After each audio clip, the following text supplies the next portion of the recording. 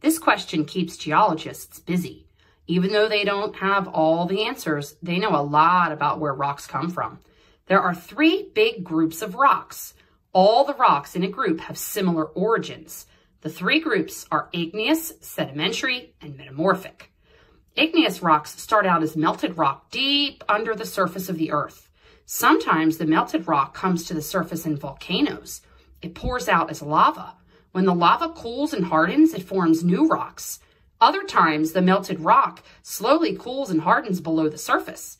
Earthquakes and other changes in the Earth's surface might bring these igneous rocks to the surface years later. Igneous rocks can be crystalline or glassy. Granite is an example of an igneous rock. If you look at a granite sample with a hand lens, you can see the crystals of quartz, feldspar, and mica. Obsidian is also an igneous rock. Obsidian is smooth and shiny, but has no crystals. Sedimentary rocks start out as bits of recycled rocks and minerals. Sandstone is an example of a sedimentary rock.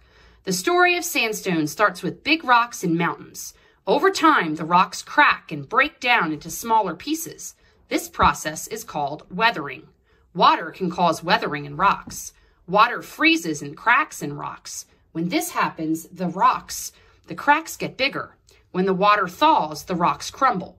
Tree roots also cause weathering in rocks. Roots may grow in cracks. As the roots grow, the cracks get bigger. As a result of these natural processes, big pieces of rock break loose. The rocks tumble downhill and break into smaller pieces. Smaller pieces end up in streams and rivers. The pieces are banged around and broken into smaller and smaller pieces. Eventually, the rocks from the mountain are reduced to sand. Sand often ends up in lakes and bays. It forms a layer on the bottom of the lake or bay.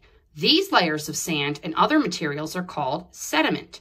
As millions of years pass, the sand gets buried under more layers of sediment. The sand particles are pressed and cemented together. The sand turns into sandstone. Other sedimentary rocks, like limestone and shale, form in similar ways. Sedimentary rocks often have bits of sand and gravel you can see. Sometimes sedimentary rocks contain fossils of shells or plants. Sedimentary rocks form in layers. If the rocks are still in their natural site, you can see the layers.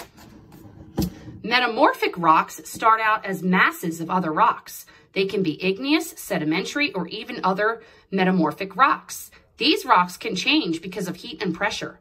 Heat and pressure can come from different sources. The source might be a volcano or an earthquake. The heat and pressure change the rocks into another kind of rock. Heat and pressure can turn sandstone into quartzite. They can turn limestone into marble. They can turn shale into slate. Look closely at a metamorphic rock. Sometimes you can see the crystals that formed when the metamorphic rock cooled. The chart on the next page shows how to sort the 5 rocks you used in your investigations. It includes pictures of